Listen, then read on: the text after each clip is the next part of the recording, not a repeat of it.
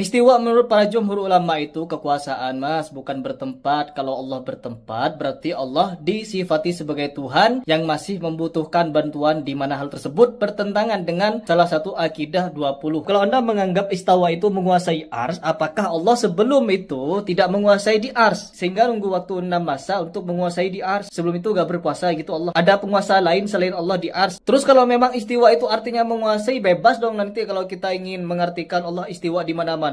Allah istiwa di atas matahari, Allah istiwa di atas bumi, istiwa di atas manusia. Terus yang kedua, kalau Anda mengatakan Allah butuh bantuan makhluknya untuk istiwa di atas ars, yaitu ars, apakah Allah subhanahu wa ta'ala ketika mengutus Jibril untuk menyampaikan wahyu kepada Nabi Muhammad, Allah butuh Jibril untuk menyampaikan wahyu itu? Terus Allah subhanahu wa ta'ala menugaskan dua malaikat pencatat amal baik dan buruk Anda. Apakah Allah butuh catatan amal untuk mengetahui amal Anda? Pakai akal Anda untuk menjawab kekuasaan Allah. Pakai akal coba. Assalamualaikum warahmatullahi wabarakatuh. Sahabat-sahabatku semuanya, sahabat channel para pencari Tuhan, saudara-saudaraku satu iman dan satu Islam. Video kali ini pertama-tama saya ingin meminta maaf kepada Mas Heri Pas karena sudah men-state videonya. Bukan karena saya lancang dan bukan karena saya sok pintar atau apa, tapi karena video abang itu sesuai sekali dengan apa, atau tepat sekali dengan apa yang ingin saya sampaikan. Dan abang juga di video itu mengatakan bahwasanya untuk kalian berpikir menggunakan akal. Maka di situ saya merasa sangat aman, karena saya ingin menjawab atau mereview video abang itu menggunakan akal saya, karena saya tidak punya track record di dunia persantrenan, jadi saya sangat aman di sana. Di video Mas Heri Pras kali ini kita melihat dia didebat lah ya oleh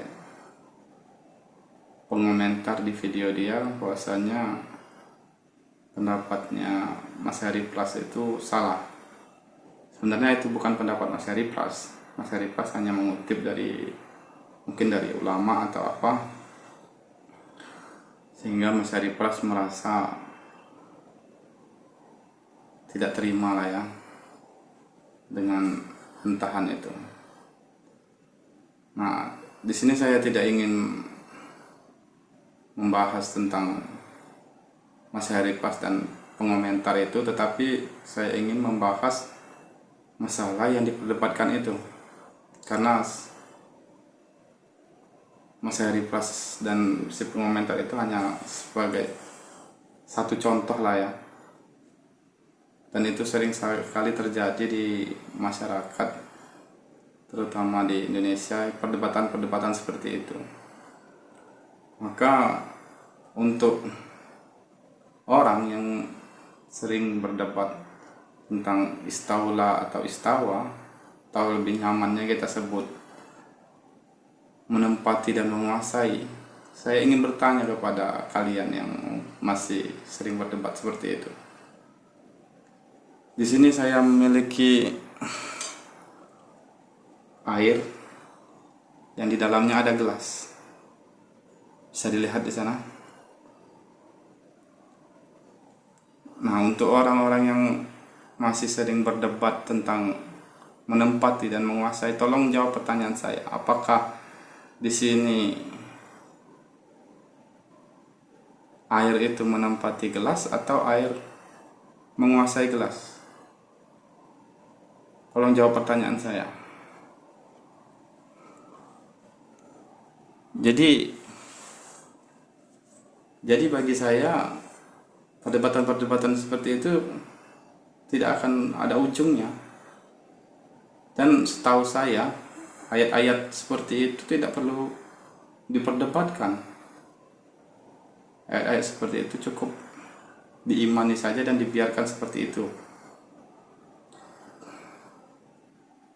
Tapi ya namanya manusia, keingin tahuannya mungkin besar ya, sehingga sering terjadi perdebatan-perdebatan seperti itu. Jadi saya ulangi lagi, untuk yang sering berdebat tolong jawab dengan lugas lah ya, dengan simpel, apakah gelas tadi, air tadi menempati gelas atau menguasai gelas. Dan yang kedua, untuk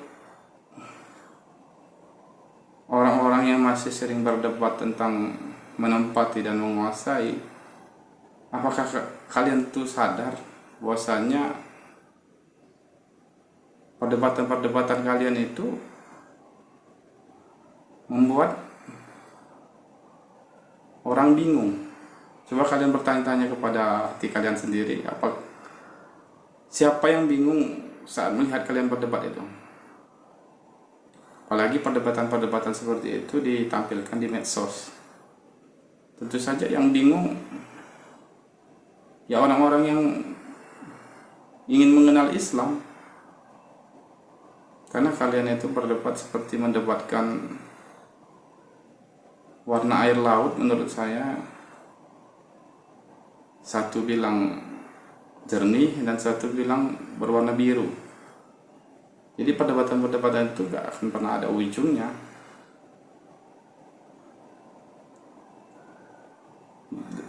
Dan menurut saya, saran saya pada orang-orang yang masih memperdebatkan masalah menempati dan menguasai itu, sebaiknya kalian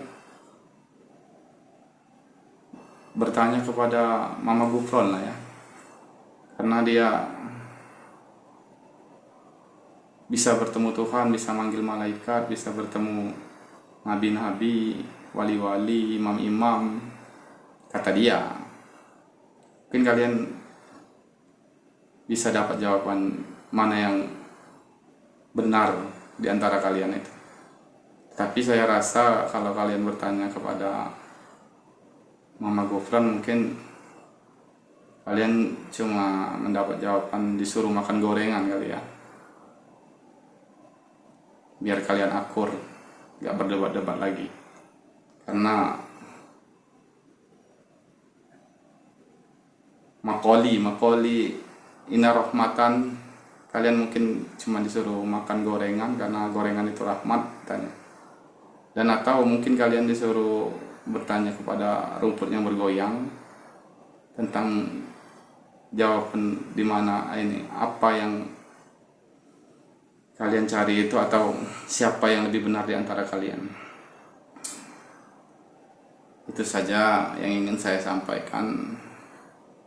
Semoga bisa jadi bahan pertimbangan kita untuk mendebat saudara kita yang lain atau menyalahkan pendapat saudara kita yang lain. Karena sejatinya Islam itu adalah rahmatan lil alamin. Jadi perlu kita sebarkan, perlu kita ajak saudara-saudara kita yang lain yang belum dapat hidayah untuk masuk ke dalam Islam, agar kita nanti sama-sama berjamaah, berbondong-bondong untuk insya Allah masuk surganya Allah.